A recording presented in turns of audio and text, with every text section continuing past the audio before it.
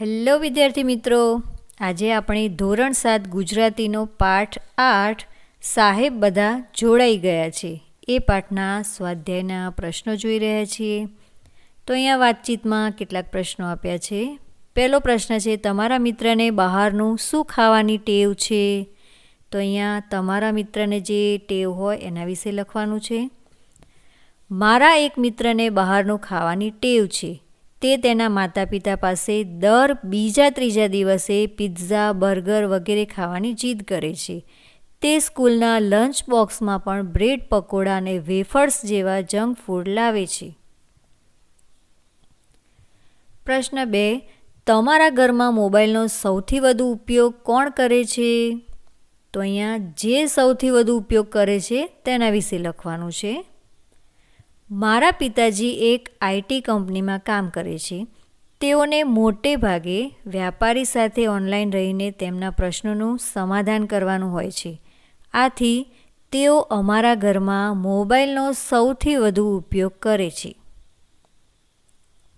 પ્રશ્ન 3, મોબાઈલ વાપરતા તમને ઘરમાં કોણ કોણ રોકે છે? તો જવાબ લખીશું. હું મોબાઈલનો અભ્યાસાર્થે ઉપયોગ કરું છું, પણ ક્યારેક હું ગેમ રમું ત્યારે મને મારા ઘરમાં મમ્મી પપ્પા અને દાદા એમ બધા વડીલો રોકે છે. પ્રશ્ન 4, તમે કેવા કેવા પ્રસંગે બહાર જમવા જાઓ છો? તો જવાબ લખીશું. અમે અમારા ઘરમાં કોઈની બર્થડે હોય, કુટુંબમાં કોઈ સામાજિક પ્રસંગ હોય તો બહાર જમવા જઈએ છીએ. પ્રશ્ન 5, તમે ક્યારે ક્યારે ઓનલાઈન જોડાઓ છો? હાલ તો અમને કોઈ કામ માટે ઓનલાઈન જોડાવાનું થતું નથી, પણ હા, જ્યારે કોરોના રોગચાળો ફેલાયો હતો અને શાળાઓ બંધ હોવાથી ઘરેથી ઓનલાઈન ભણવાનું હતું, ત્યારે હું દરરોજ સ્કૂલના ટાઈમટેબલ મુજબ ઓનલાઈન શિક્ષણ લેતો હતો. પ્રશ્ન 6, મોબાઈલ આપણને કેવી રીતે ઉપયોગી છે? તો જવાબ લખીશું. મોબાઈલનો મુખ્ય ઉપયોગ કોઈપણ વ્યક્તિ સાથે વાત કરી શકીએ છીએ. જો આપણે કોઈ નવી જગ્યાએ જઈએ તો મોબાઈલની મદદથી આપણે તે જગ્યાનો નકશો અને આપણું વર્તમાન સ્થાન જોઈ શકીએ છીએ. આજકાલ મોબાઈલનો ઉપયોગ ઘણા પ્રકારના ઓફિશિયલ કામ માટે થાય છે. દસ્તાવેજો મોકલવા અને પ્રાપ્ત કરવા, નોકરીઓ માટે અરજી કરવા વગેરે. મોબાઈલથી મનોરંજન પણ મેળવી શકાય છે. પ્રશ્ન 7, મોબાઈલના લાભ અને ગેરલાભ જણાવો. તો જવાબ લખીશું. મોબાઈલના લાભ એકબીજા સાથે વાત કરવા, દસ્તાવેજો મોકલવા અને પ્રાપ્ત કરવા, અજાણ્યા સ્થળે રસ્તો શોધવા ગૂગલ મેપનો ઉપયોગ કરી શકીએ છીએ. મોબાઈલના ગેરલાભ, કેટલાક લોકો રાત દિવસ મોબાઈલમાં રોકાયેલા રહે છે, ગેમ રમે છે. તેઓ મોબાઈલના એટલા વ્યસની થઈ જાય છે કે તેમને વાસ્તવિક જીવન સાથે કોઈ લેવા દેવા નથી. બાળકોના અભ્યાસ ઉપર અસર થાય છે અને કારકિર્દી પર ધ્યાન કેન્દ્રિત કરી શકતા નથી. મોબાઈલ ફોનનો સતત ઉપયોગ લોકોના સ્વાસ્થ્યને અસર કરે છે. પ્રવૃત્તિ 2, વાક્યો વાંચી સાચા વાક્યો સામે ખરાની નિશાની કરો. પહેલું વાક્ય છે કે મમ્મીએ મોબાઈલ લઈ લેતા મેં દેકારો મચાવ્યો. તો આ વાક્ય સાચું થશે. બીજું વાક્ય, બાળકોને ગેમ રમવાની રજા મળતા કાગારોળ કરી. તો આ સાચું નહીં આવે. ત્રીજું વાક્ય, સમડી કાગડાના બચ્ચાને ઉપાડી ગઈ, તેથી કાગડાઓએ કાગારોળ કરી. તો એ સાચું આવશે. ચોથું વાક્ય, બસ દુર્ઘટનાના સમાચાર સાંભળતા જ મુસાફરો વલોપાત કરવા લાગ્યા. તો અહીં સાચું નહીં આવે. પ્રવૃત્તિ 3, પાઠને આધારે નીચેના વાક્યો કોણ બોલી શકે લખો. પહેલું વાક્ય છે, પણ મોબાઈલ અમારે તો જોવો હોય ને. તો આ વાક્ય રાજેશ બોલી શકે. બીજું વાક્ય, આજનો આપણી મીટિંગનો વિષય તો તમને ખબર જ છે ને. તો આ વાક્ય શિક્ષક બોલે. હું એકલો ક્યાં વડાપાઉં ખાઉં છું, તું પણ ખાય જ છે ને. આ વાક્ય વિવાન બોલે. અને ચોથું, આપણે સાયબર ગુનાથી બચવું જોઈએ, નહીં તો નુકસાન થાય. તો આ વાક્ય શિક્ષક બોલી શકે. પ્રવૃત્તિ 4, જોડકા જોડો. તો અહીંયા અ અને બ વિભાગમાં જોડકા આપ્યા છે, આપણે જોડવાના છે. પહેલું છે કે વારંવાર ફાસ્ટ ફૂડથી પાચન તંત્ર બગડે છે. બીજું, વડીલોનો આદર કરવો સારા સંસ્કારની નિશાની છે. ત્રીજું, અજાણી વ્યક્તિને ઓટીપી આપીએ તો આપણી સાથે છેતરપિંડી થાય. ચોથું વાક્ય, મોબાઈલનો સદુપયોગ કરવો જોઈએ. પાંચમું વાક્ય, મિલેટ્સના ખૂબ ફાયદા છે, તેથી તેને ચમત્કારી અનાજ કહેવાય છે. પ્રવૃત્તિ 5, આપેલ જાહેરાતને આધારે પ્રશ્નોના જવાબ આપો. તો અહીંયા અતિથિ કાઠિયાવાડી લોજ એની એક સરસ જાહેરાત આપી છે. ઉપર લખ્યું છે કે 100% વેજીટેરિયન અને નીચે તમને કેટલીક માહિતી આપી છે. તો એ પ્રમાણે માહિતીનું ધ્યાનથી વાંચન કરી અને પ્રશ્નોના જવાબ લખવાના છે. પહેલો પ્રશ્ન છે, લંચ અને ડિનરમાં શું તફાવત છે? તો આપણે લખીશું, લંચ એટલે કે બપોરનું ભોજન, જેના 200 રૂપિયા છે, અને ડિનર એટલે રાત્રિનું ભોજન, જે 230માં અનલિમિટેડ છે. તો આ તફાવત છે. બીજો પ્રશ્ન, મહિનામાં કેટલી વાર 150 રૂપિયામાં ભોજન મળશે? તો અહીંયા ઉપર લખેલું જ છે કે દર પૂનમે લંચ અને ડિનર 150. તો આપણે જવાબ લખીશું કે મહિનામાં એકવાર પૂનમના દિવસે લંચ અને ડિનર ₹150માં મળશે. ત્રીજો પ્રશ્ન, અહીં 100% વેજીટેરિયન કેમ લખ્યું હશે? તો આપણે લખીશું કે અહીં ફક્ત શાકાહારી ભોજન જ મળે છે, તેથી 100% વેજીટેરિયન લખ્યું હશે. ચોથો પ્રશ્ન, તમારે બમણા રૂપિયા ક્યારે ચૂકવવા પડશે? તો અહીંયા ખાસ નોંધમાં તમે જોઈ શકો છો, ત્યાં લખ્યું છે કે ભોજનનો બગાડ કર્યો હશે તો બમણી રકમ ચૂકવવી પડશે. તો આપણે એનો જવાબ લખીશું, ભોજનનો બગાડ કર્યો હોય ત્યારે બમણા રૂપિયા ચૂકવવા પડશે. પ્રશ્ન 5, અનલિમિટેડ એટલે શું? તો જવાબ લખીશું કે અનલિમિટેડ એટલે વ્યક્તિને જેટલું જમવું હોય તેટલું જમી શકે, તેને અનલિમિટેડ કહેવાય. પ્રવૃત્તિ 6, તાજેતરમાં બનેલ એક બનાવ વિશે તમને જાણવાની મજા પડશે. તેની નીચે આપેલા પ્રશ્નોની વર્ગમાં ચર્ચા કરો. સતર્ક બનીએ, જાણકાર બનીએ અને કાળજી રાખીએ. તો અહીંયા એક સરસ માહિતી આપી છે, ફકરો આપ્યો છે, એ તમારે ધ્યાનથી વાંચવાનો છે અને એ ફકરા પરથી અહીં કેટલાક પ્રશ્નો આપ્યા છે, એના જવાબ લખવાના છે. પહેલો પ્રશ્ન છે કે કોના ખાતામાંથી ઓનલાઈન ચોરી થઈ? કેટલા રૂપિયા? તો જવાબ થશે, એક મોટી કંપનીના CEOના ખાતામાંથી ઓનલાઈન 16 લાખ રૂપિયાની ચોરી થઈ. પ્રશ્ન 2, સાયબર ક્રાઇમનું કામ શું છે? તો જવાબ લખીશું કે સાયબર ક્રાઇમનું કામ ઓનલાઈન જેટલા પણ ગુના થાય છે અથવા છેતરપિંડી થાય છે તેનો ઉકેલ લાવવાનું છે.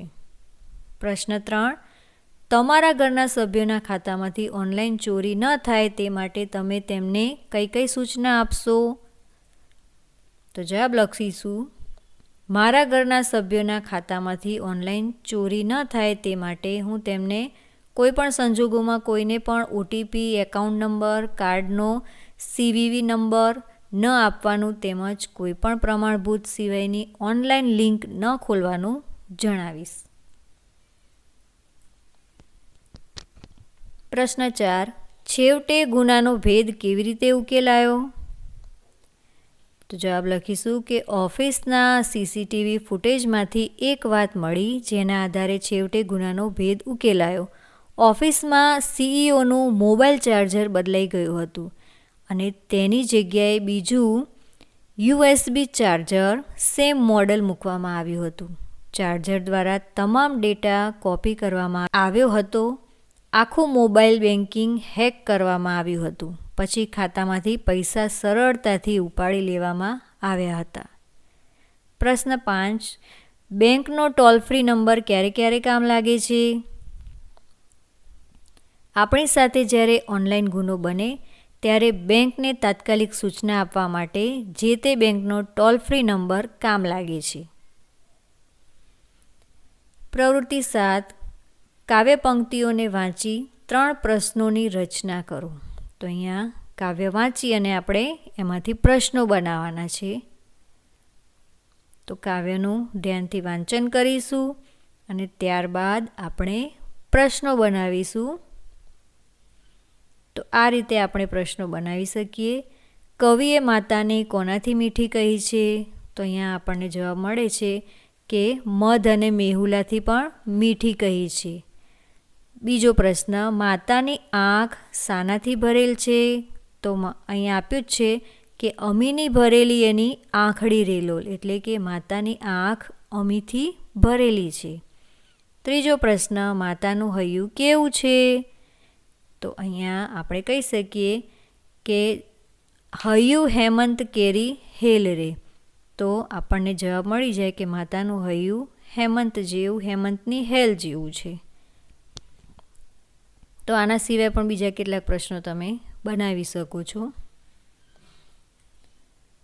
પ્રવૃત્તિ 8. નીચે આપેલી ખાલી જગ્યામાં યોગ્ય શબ્દ મૂકો. તો અહીંયા ચેલેન્જ, ઓછા, સારા, ગભરાયા, દેશભક્ત અને સંઘર્ષ શબ્દો આપ્યા છે. આપણે ખાલી જગ્યા પૂરવાની છે. તો પહેલી ખાલી જગ્યા થશે આપણે સારા માણસ બનવાનો પ્રયત્ન કરવો જોઈએ. બીજું વાક્ય, પરીક્ષામાં ઓછા ટકા આવવાથી જિંદગી હારી જવાતી નથી. ત્રીજું વાક્ય, ભારત દેશને દેશભક્ત નાગરિકોની ખૂબ જરૂર છે. ચોથું વાક્ય, એ જ સફળ થઈ શકે જે સંઘર્ષ સામે ટકી શકે અને ચેલેન્જ ઉપાડી શકે. પાંચમું વાક્ય, જીવનમાં આવતી મુશ્કેલીનો સામનો ગભરાયા વગર કરવો જોઈએ. પ્રવૃત્તિ 9. આપેલ શબ્દમાંથી કોઈ 2 અક્ષર મળીને અંગ્રેજી શબ્દ બને છે તે શોધો અને તેનો ગુજરાતી અર્થ લખો.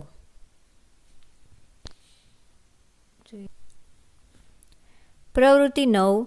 આપેલ શબ્દમાંથી કોઈ 2 અક્ષર મળીને અંગ્રેજી શબ્દ બને છે તે શોધો અને તેનો ગુજરાતી અર્થ લખો. તો અહીંયા ગમગીન શબ્દ આપ્યો છે. એના પરથી એ જ શબ્દનો એ જ અક્ષરનો ઉપયોગ કરીને આપણે અંગ્રેજી શબ્દ બનાવવાના છે અને એનો ગુજરાતી અર્થ પણ આપણે લખવાનો છે. તો અહીંયા ગન શબ્દ બનશે. તો ગન એટલે બંદૂક અને ગમ એટલે ગુંદર થશે. એવી જ રીતે કામણગાર, તો એ શબ્દ પરથી બનશે કાર. કાર એટલે મોટરગાડી અને કામ એટલે શાંત. સફરજન એટલે સફર, સહન કરવું. ફર એટલે રૂંવાટી. રન એટલે દોડવું. સન એટલે સૂર્ય અને ફન એટલે આનંદ. ચોથું છે ભાવનગર. રન એટલે દોડવું, વન એટલે એક અને ગન એટલે બંદૂક થશે. પ્રવૃત્તિ 10. નીચેના 2 શબ્દોનો ઉપયોગ કરી વાક્ય બનાવો. ઉદાહરણ આપ્યું છે કે જીવન અને મરણ. તો આપણે બંને શબ્દનો ઉપયોગ કરી અને વાક્ય બનાવવાનું છે. તો અહીંયા વાક્ય આપ્યું છે કે મરણ પહેલાં દરેકને સારા જીવનની અપેક્ષા હોય છે. તો અહીંયા બંને શબ્દો આવ્યા. એવી જ રીતે આપણે કેટલાક વાક્યો બનાવીશું. પહેલું આપ્યું છે કે સફળ, નિષ્ફળ. તો વાક્ય થશે જીવનની ઘટમાળમાં ક્યારેક સફળ થવાય તો ક્યારેક નિષ્ફળ. બીજું છે કે આદર, અનાદર. તો વાક્ય લખીશું જીવનમાં આદર મળે કે અનાદર, આપણે તો બસ ચાલ્યા કરવું. ત્રીજું છે લાભ, ગેરલાભ. તો વાક્ય થશે કોઈની સાથે દગો કરવામાં આપણને લાભ જણાય છે પણ અંતે તેનાથી ગેરલાભ થાય છે. ચોથું પ્રવૃત્ત, નિવૃત્ત. સતત પ્રવૃત્ત રહી કામ કરનારને નિવૃત્ત રહેવું ગમતું નથી. પાંચમું છે માન, અપમાન. સજ્જનો માન અપમાનની પરવા કર્યા વિના સતને માર્ગે ચાલે. પ્રવૃત્તિ 11. આપેલા પ્રશ્નોના જવાબ લખો. પહેલો પ્રશ્ન આપ્યો છે, ઓનલાઈન મીટિંગના ફાયદા જણાવો. ઓનલાઈન મીટિંગના ફાયદા નીચે મુજબ છે. ઓનલાઈન મીટિંગ કોમ્યુનિકેશનની ગુણવત્તામાં સુધારો કરી શકે છે. ઉચ્ચ ગુણવત્તાવાળી ઓનલાઈન મીટિંગ દૂરના સાથીદારો અને ગ્રાહકો સાથે સ્થિર અને મૈત્રીપૂર્ણ સંબંધો બનાવે છે. દૂરના આ મૈત્રીપૂર્ણ સંબંધો તમને લાંબા અંતરની મુસાફરી કર્યા વિના પ્રવાસ ખર્ચ ઘટાડવામાં મદદ કરે છે. ટૂંકી ઓનલાઈન મીટિંગ દ્વારા સમસ્યાઓને ઝડપથી તપાસી ઉકેલી શકો છો. સારી ઓનલાઈન મીટિંગ એ માત્ર સરળ ઓડિયો તથા વિડીયો કોમ્યુનિકેશન કરતાં વધુ સારી છે. બીજો પ્રશ્ન, શરીરની તંદુરસ્તી જાળવી રાખવા શું કરવું જોઈએ? તો શરીરની તંદુરસ્તી જાળવી રાખવા આપણે દરરોજ યોગ્ય પોષણયુક્ત અને રેસાયુક્ત આહાર લેવો જોઈએ, નિયમિત વ્યાયામ કરવો જોઈએ, નિયમિત પૂરતી ઊંઘ લેવી જોઈએ અને જંક ફૂડ એટલે કે ફાસ્ટ ફૂડનો ત્યાગ કરવો જોઈએ. મોબાઈલનો વધુ પડતો ઉપયોગ ન કરવો જોઈએ. પ્રશ્ન 3, સાયબર ક્રાઇમથી બચવા આપણે શું કરવું જોઈએ? સાયબર ક્રાઇમથી બચવા આપણે નીચેની તકેદારી રાખવી જોઈએ. KYC ફ્રોડથી દૂર રહેવું. કોઈ પણ બેંક તમને KYC માટે કોલ કરતી નથી. તેથી KYCના નામે આવતા કોઈ પણ કોલ પર પ્રતિક્રિયા આપવી નહીં. તેમજ OTP અને PIN જેવી મહત્ત્વપૂર્ણ માહિતી કોઈની સાથે શેર કરશો નહીં. અતિ લોભામણી જાહેરાતોથી બચવું. કોઈ પણ પ્રમાણભૂત સિવાયની લિંક પર ક્લિક ન કરવું. પ્રશ્ન 4, દેશભક્ત કોને કહેવાય? દેશનો કોઈ પણ નાગરિક કોઈ પણ પરિસ્થિતિમાં દેશ માટે સારું વિચારે અને દેશના વિકાસમાં બનતું યોગદાન આપે અથવા દેશની વ્યવસ્થામાં અવરોધરૂપ ન થાય તે સાચો દેશભક્ત છે. પ્રવૃત્તિ 12, નીચેનું ઉદાહરણ વાંચી તે મુજબ બીજા વાક્યો લખો. અહીં ઉદાહરણ આપ્યું છે કે શિક્ષકથી પ્રવૃત્તિ તૈયાર થઈ, શિક્ષક વડે પ્રવૃત્તિ તૈયાર કરાઈ. તો એ રીતે આપણે વાક્યો બનાવીશું. રોહિતે સદી કરી, રોહિત વડે સદી કરાઈ. માતાએ પુત્રને દૂધ આપ્યું, માતા વડે પુત્રને દૂધ અપાયું. ગુરુજીએ શિષ્યને પ્રેરણા આપી, ગુરુજી વડે શિષ્યને પ્રેરણા અપાઈ. પ્રવૃત્તિ 13, પ્રત્યય મૂકી ખાલી જગ્યા પૂરો. પહેલું આપ્યું છે કે આ પત્ર મહેશને આપજો, તો અહીંયા ને આવશે. બીજું છે બા, તો અહીંયા ખાલી જગ્યામાં લખીશું બાએ પત્રમાં ખૂબ જ યાદ લખાવી છે. ત્રીજું, મારાથી આ સહન થતું નથી. ચોથું, મીનાએ મીટિંગમાં હાજરી આપી. પાંચમું વાક્ય, વિદ્યાર્થીઓને પ્રવાસમાં લઈ ગયા. ઉપરની વિગતોમાં તમે જોયું હશે કે આ પત્ર મહેશને આપજો. આ વાક્યમાં મહેશને મહેશ શબ્દ ને પ્રત્યય લગાવવામાં આવ્યો છે. આવા પ્રત્યયો કોઈ પદના અંતે જોડાતા હોવાથી તેને અનુગ કહેવાય છે. પ્રવૃત્તિ 14, નીચેના વાક્યોમાંથી અનુગ શોધીને તેની નીચે લીટી કરો. પહેલું આપ્યું છે મેં સરસ્વતીને ફૂલ ચડાવ્યા, તો અહીં અનુગ થશે ને. બીજું વાક્ય, વિવેકાનંદજીએ અમેરિકનોને મંત્રમુગ્ધ કર્યા, તો અહીંયા એ અને ને એ બંને અનુગ થશે. ત્રીજું વાક્ય, ભારતનો ડંકો વિશ્વમાં વાગવા લાગ્યો, તો નો અને માં. ચોથું વાક્ય, વિશ્વની શાંતિ આજે મહત્વનો પ્રશ્ન છે, તો ની અને નો. પાંચમું વાક્ય, રવિન્દ્રનાથ ટાગોરને નોબલ પારિતોષિક મળ્યું હતું, તો અહીંયા ને આવશે, એ અનુગ થશે. પ્રવૃત્તિ 15, નીચેના વાક્યો વાંચીને તેમાં અનુગ વપરાયો છે કે નામયોગી તે જણાવો. ઉદાહરણ આપ્યું છે રાજેશને જામફળ બહુ ભાવે છે. તો અહીંયા ને એ અનુક છે. આપણે નાક વડે શ્વાસ લઈએ છીએ તો અહીં નામયોગી છે. તો અહીંયા એક વસ્તુ યાદ રાખવી કે અનુગ હંમેશા શબ્દની સાથે જોડાઈને આવે છે અને નામયોગી અલગથી લખવામાં આવે છે. તો એ પ્રમાણે આપણે નીચે જોઈશું કે એ નામયોગી છે કે અનુગ. તો પહેલું વાક્ય છે કે મનાલીએ વિશ્વાને સંગીત શીખવ્યું. તો આ અનુગ છે. તમે જોઈ શકો છો કે બંને શબ્દ સાથે જોડાઈને આવે છે. બીજું છે એ મુસાફરી તો ટ્રેન દ્વારા જ થાય. તો દ્વારા એ નામયોગી છે. હું દીકરી માટે ઘડિયાળ લાવીશ. તો માટે એ નામયોગી. અમે વરસાદમાં ભીંજાયા. માં એ અનુક થશે. ઝાડ પર વાંદરા હતા. તો પર એ નામયોગી થશે. પ્રવૃત્તિ 16 યોગ્ય અનુગ મૂકી સાર્થક વાક્ય બનાવો. તો પહેલું વાક્ય આપ્યું છે શૈલેષની વાડીમાં એક ઘટાદાર આંબો છે. બીજું વાક્ય બાલદીમાંથી તેણે થોડું પાણી તુલસીને પાયું.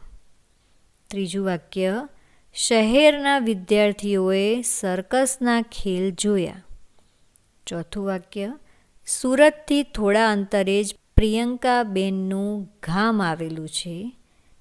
પાંચમું વાક્ય કર્મદીપના થેલામાં તેના મિત્રનો મોબાઈલ છે.